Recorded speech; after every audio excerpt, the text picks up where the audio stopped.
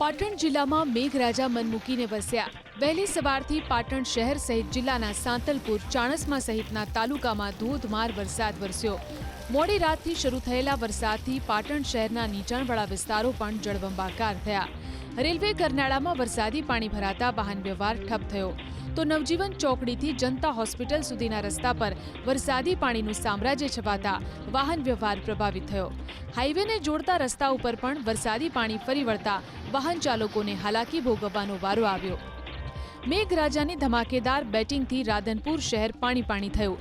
બજારોમાં 2-2 ફૂટ સુધીના વરસાદી પાણી ફરી વળ્યા। દુકાનોમાં વરસાદી પાણી ઘૂસી જતા વેપારીઓનો માલ સામાન પણ પલળી ગયો। ભારે વરસાદને પગલે મુખ્ય બજારોની તમામ દુકાનો બંધ રહેતા કર્ફ્યુ જેવો માહોલ સર્જાયો। મુખ્ય રસ્તા પર જળભરાવની સ્થિતિ સર્જાતા શહેરીજનોને પણ હાલાકી ભોગવવાનો વારો આવ્યો। માશાલી રોડ પર તો ઘૂંટણસમા પાણી ભરાયા। વિસ્તારની શિવશક્તિ સોસાયટી, વીરનગર સોસાયટી સહિતની 20 જેટલી સોસાયટીના ઘરોમાં વરસાદી પાણી ઘૂસી જતા રહીશો મુશ્કેલીમાં મુકાયા।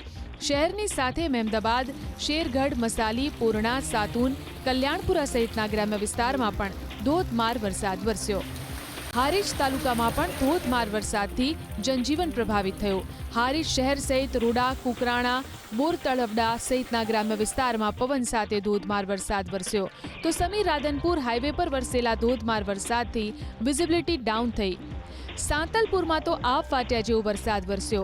9 ઇંચથી વધુ વરસાદે સાંતલપુર શહેરના મુખ્ય માર્ગો અને સર્વિસ રોડ પર 2-2 ફૂટના પાણી ભરાયા।